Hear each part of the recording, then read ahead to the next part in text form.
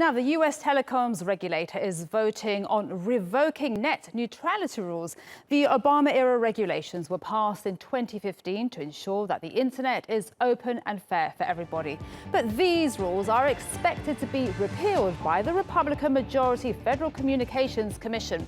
This means that internet service providers will now have the power to block websites and control connection speeds. Advocates of the repeal say the regulation was a drag on broadband investment and industry innovation. Big telecommunications companies are also in favor of the repeal, as it will give them more power and more control over content. But scrapping net neutrality means internet users may have to pay more to stream certain content. Not good news. And in November, hundreds of companies, including Airbnb and Foursquare, signed a petition urging the FCC to retain net neutrality. They say that a repeal could severely hurt the operations of small to medium-sized businesses. Now, for more on this, Rich Jaroslavsky joins me live from San Francisco, and he's the Vice President for Content and Chief Journalist at Smart News, Inc. Thanks so much for joining us, Rich. Now, I'm going to start with a quote from Ajit Pai, the FCC chairman who was appointed by President Trump. Now, he says, he's framed the repeal in the following way. He says that it's getting the government to stop managing the internet. But what does this really mean for consumers?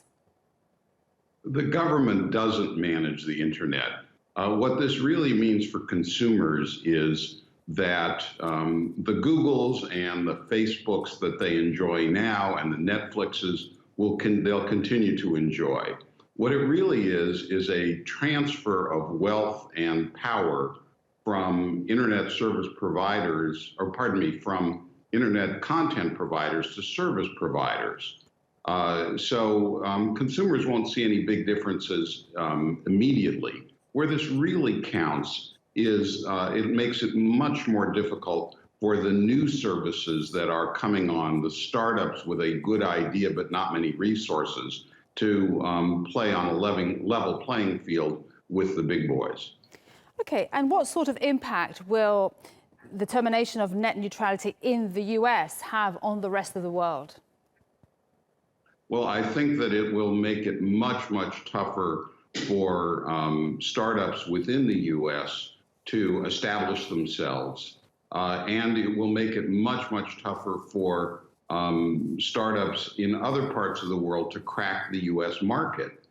Because unless they are extremely well funded and able to pay up to US service providers like Verizon or Comcast, they will be at an instant disadvantage when they try to crack the US market. Okay, we'll have to leave it there. Thanks so much for that. That was Rich Jaroslavsky, who joined us live from San Francisco, and he's the Vice President for Content and Chief Journalist at Smart News.